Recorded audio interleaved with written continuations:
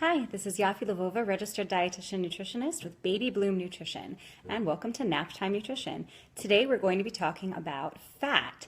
So fat is a macronutrient. The three macronutrients are fat, carbohydrate, and protein. And fat was vilified in the 80s. Eating fat will make you fat, which we now know is not true. It's much more nuanced than that. Currently, carbohydrates are vilified. Protein, as I know it, has never been vilified, but I do go into that in another Naptime Nutrition. So what does fat do in the body? Why do we need fat? Because we do need fat on our body and in our diet. So fat insulates. It insulates your body. It protects your organs.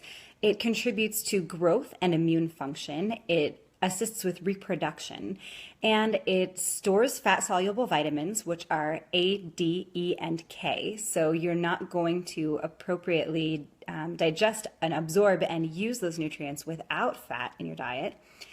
And you use fat as energy storage that you can break down for energy when you need it.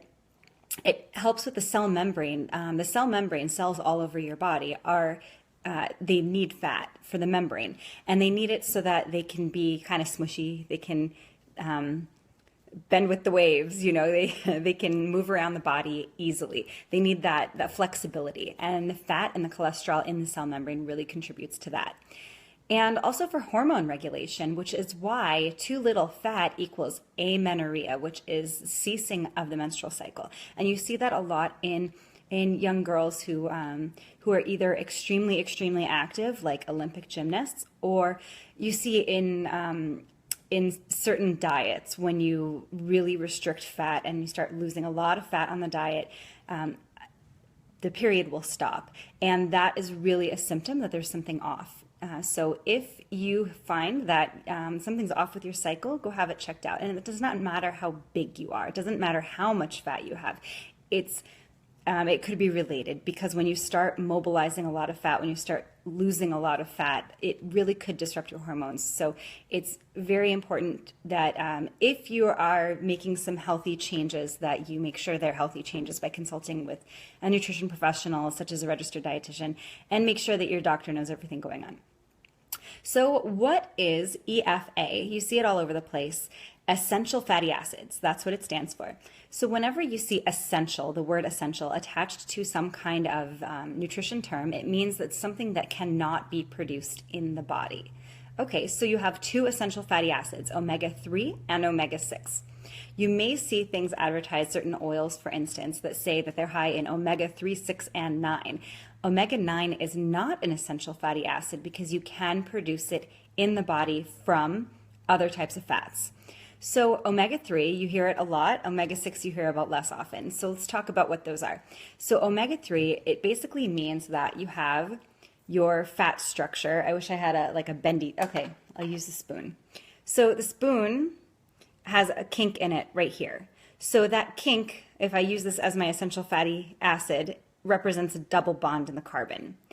That just means that you have a string of carbons and there's a double bond at the omega-3 position. And with omega-6, that's a double bond at the omega-6 position. Well, what does that mean to you? Well, both of them are polyunsaturated, which means that there's more than one double bond in the fat structure.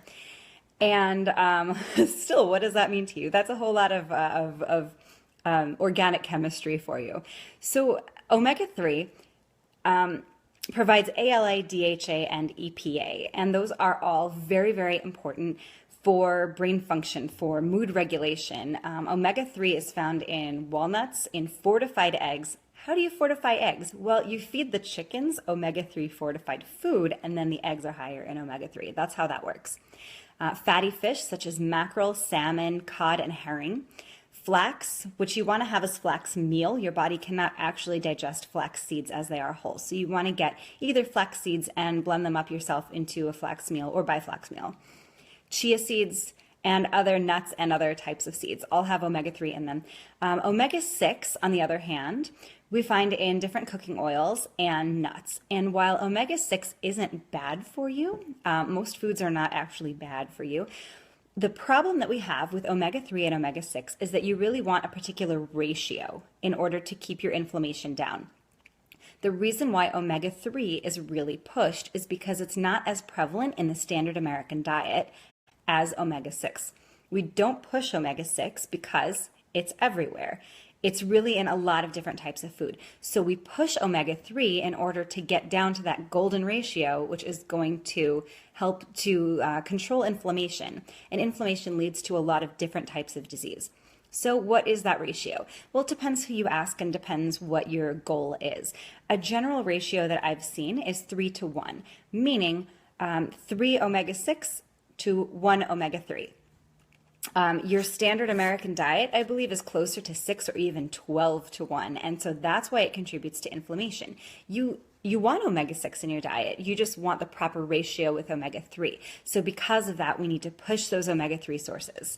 So again, walnuts, fortified eggs, fatty fish, flax, chia, seeds, and nuts. And you can look up online. There are a lot of other sources as well. So what happens if that ratio is out of whack? I mentioned inflammation, also heart disease, which is caused by inflammation, high cholesterol, again, inflammation, digestive disorders, allergies, arthritis, depression. You get a lot of mood regulation goes off kilter when you have your ratios out of whack. And also cognitive decline, memory problems focusing, etc. So that's your omega-3 and omega-6. Those are your essential fatty acids. And again, they're called essential because you cannot produce them in your body. Supposedly, there are going to be a lot of products coming out pushing omega-9s. That's supposed to be a food fad trend in 2018. And I'm going to repeat from the beginning of the broadcast, omega-9 is not an essential fatty acid. You can make it in your body. When you need it, you can make it. So you do not need to pay extra for a product that brags that it has a lot of omega-9s in it. Is it bad for you? No. Just don't spend the extra money on the marketing, because that's what it is. It's marketing.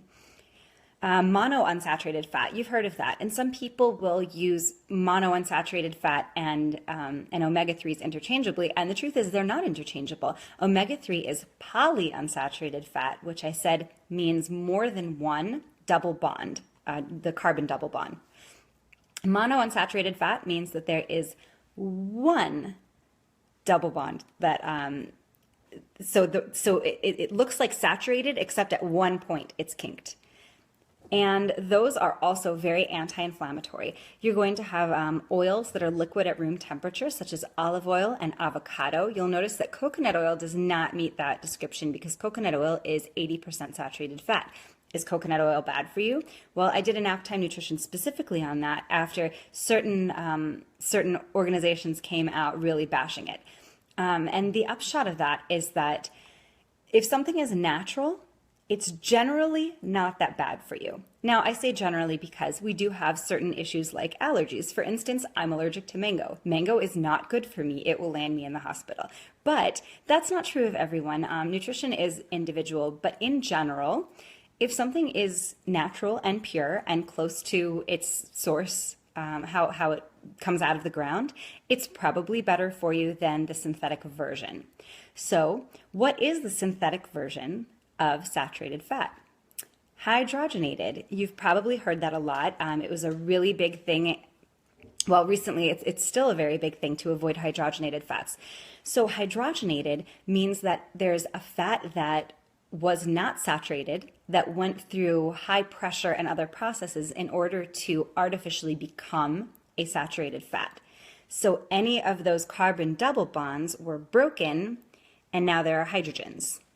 And so now that functions as a saturated fat, although it's a synthetic saturated fat, and it's often, so trans fat is also called trans fat because instead of the hydrogens being here, they're here, and your body doesn't process it as well, and that leads to a lot of inflammation. Hydrogenated fats, trans fat, actually, there are a couple of places where it does occur naturally. Breast milk, for example, does have some naturally occurring trans fats. It's practically a trace amount, and there are not many places where you find them naturally. Trans fat and hydrogenated fats are synthetic for vastly the most part.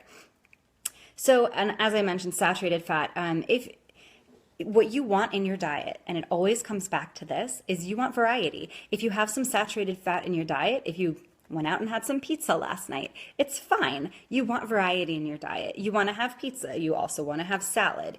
And you're not going to absorb the micronutrients in that salad without some fat, whether it's omega-3, 6, 9, monounsaturated fat, or saturated. You do need fat in your diet. So that's my nap time nutrition for today. If you have any comments or questions, please feel to comment below.